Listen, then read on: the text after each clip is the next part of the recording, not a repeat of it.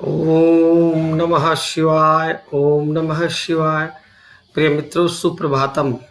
आज हम विगत एपिसोड्स में जैसे हमने द्वादश ज्योतिर्लिंगों की सातों की जो आपको स्थिति बताई है, उसी प्रकार आज हम 8वें ज्योतिर्लिंग त्र्यंबक के बारे में चर्चा करेंगे। मित्रों, महाराष्ट्र के नासिक जिले में ब्रह्मगिरी पर्वत पर यह गोदावरी नदी के किनारे पर यह स्थित है और विष्णु शिव पुराण के रुद्र संहिता में इसका उल्लेख है। इसकी कथा इस प्रकार है। एक बार की बात है कि कई वर्षों तक वर्षा नहीं हुई थी। तभी सृष्टि में प्राणी मात्र हाहाकार करते हुए पलायन करने लगे, जगह वहाँ से छोड़ने लगे, क्योंकि पानी के अभाव में ना जीवन यापन होता, ना कृषि कार्य हो पाते। इस समस्या के समाधान के लिए महर्षि गौतम ने कठोर तपस्या की और इस तपस्या के बाद उन्होंने वरुणदेव को प्रसन्न किया। वरुणदेव प्रसन्न होकर के बोलिए क्या चाहिए ऋषिवर। तब उन्होंने कहा, हे प्रभु, सृष्टि में जलाभाव के कारण प्राणी मात्र पीड़ित है। तब वरुणदेव ने कहा, आप एक खड्डा खोद दीजिए। तो महर्षि गौतम ने खड्डा खोदा और उस खड्डे के अंदर वरुणदेव के द्वारा दिव्य जल की अपार कृपा से चारों ओर हरी भरी धरती हो गई। सृष्टि में चारों ओर हरियाली हो गई। हर प्राणी के चेहरे पर खुशी झलकने लगी। सभी प्रवासियों का पुनरागमन हो गया और उस गड्ढे में जल लेने को लेकर ऋषि मुनियों ने जब अपना पानी लेने के लिए बार बार होड़ मची तो वह परस्पर भेदभाव का आरोप प्रत्यारोप लगने लगा तथा गौतम के द्वारा जल आपूर्ति की व्यवस्था की गई थी।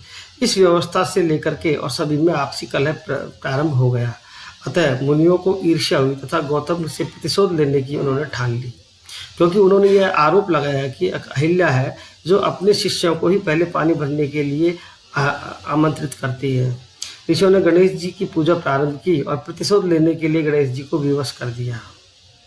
भाई हमको गौतम ऋषि को अपमानित करके ही शांति लेनी है तथा गणेश जी से प्रार्थना की कि आपकी सहायता के बिना हम ऐसा कार्य संपन्न करने में असमर्थ रहेंगे। तो गणेश जी बोले, आप इस प्रकार का कार्य मत कीजिए, इसका आपको अनुचित परिणाम मिलेगा, किंतु यदि आप कहते हैं तो मैं आपको आशीर्वाद देता हूँ।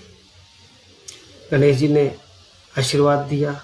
महर्षि गौतम जब उधर घूम रहे थे पानी के किनारे, तो गणेश जी ने एक हल्की सी दुर्बल गाय का रूप धारण कर लिया और गौतम ऋषि ने उस गाय को अन्न का तृण मात्र देने से गाय गड्ढे में गिर गई और मर गई। ऋषि पत्नियां छुप करके ये देख रही थी। गाय को मरी हुई देख करके गौतम को धिक्कारने लगी, आप हत्यारे हो, आप यहाँ रहोगे तो देव पितृ हवन आदि जो कार्य हम कर रहे हैं इनका फल हमको उचित नहीं मिलेगा, आप पर गौ हत्या का दोष है। ऋषियों ने उन्हें वहाँ से दूर भेज दिया। वहाँ पर उनको आश्रम में रहने के लिए विवश कर दिया। तो उन्होंने अपनी झोपड़ी बना करके और अहिल्या के साथ रहने लगे। तो वहाँ भी आकर के और ब्राह्मण लोग उनको परेशान करने लगे तथा गौ हत्या शुद्धि के लिए उन्होंने कहा, अगर जब तक आप गौ हत्या की शुद्धि नहीं करोगे आप इस प्रदेश में नहीं रह सकते हैं। उन्होंने प्रार्थना की, प्रभु मैं अलग रह रहा हूँ, फिर भी आप मुझे क्यों नहीं रहने दे रहे हो। तो ब्राह्मण बोले कि पाप मुक्ति के लिए आप 3 बार पृथ्वी की परिक्रमा करोगे, 100 बार ब्रह्मगिरी पर्वत की परिक्रमा करोगे तथा गंगा जी को लेकर के आओगे और उनके जल से स्नान करोगे, 1 माह तक व्रत करोगे। ऋषि मुनियों ने जब ये दबाव दिया तो गौतम ऋषि ने कहा, तथास्तु, और 11 करोड़ पार्थिव शिवलिंग बना करके उनकी पूजा करोगे, उनको पंचामृत शुद्धि करोगे, गंगा से स्नान करोगे, फिर ब्रह्मगिरी की पर्वत की परिक्रमा करोगे 11 बार और 100 घड़ों के जल से स्नान करने पर उद्धार होगा। अहिल्या ने पति का साथ दिया। तपस्या से प्रसन्न होकर के बोले, इन दुष्टों के कारण आपको कष्ट हुआ है, प्रभु प्रसन्न हो तो मैं गंगा माँ को इनके कारण लेके आऊँ। तो गंगा का जो उन्होंने महादेव ने परिवार सहित वहाँ विराजमान हुआ, क्योंकि गौतम ऋषि और अहिल्या ने तप किया था। उन्होंने कहा, हे प्रभु आप हमको वरदान दीजिए ताकि हम इन ब्राह्मणों से मुक्ति प्राप्त कर सकें और जन कल्याण के कार्य कर सकें। अतः प्रभु यदि आप यहाँ आकर सपरिवार रहेंगे तो हमारा विश्वास है कि हम जन कल्याण के कार्यों में सहयोग करेंगे और हमारे पापों से मुक्ति होगी। इस प्रकार यह जो त्र्यंबकेश्वर का जो शिवलिंग है इसकी तांत्रिक पूजा होती है। यह तंत्र मंत्र के संसाधन भी मिलते हैं और तांत्रिक क्रियाएं भी की जाती है तथा नारायण बलि आदि का कार्य भी संपन्न होता है।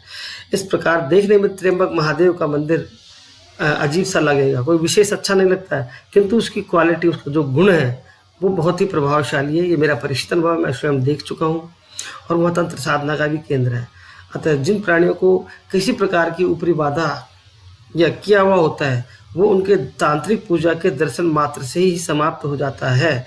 अतः मेरा आपसे आग्रह है कि आपको वहाँ जाना चाहिए, दर्शन करना चाहिए।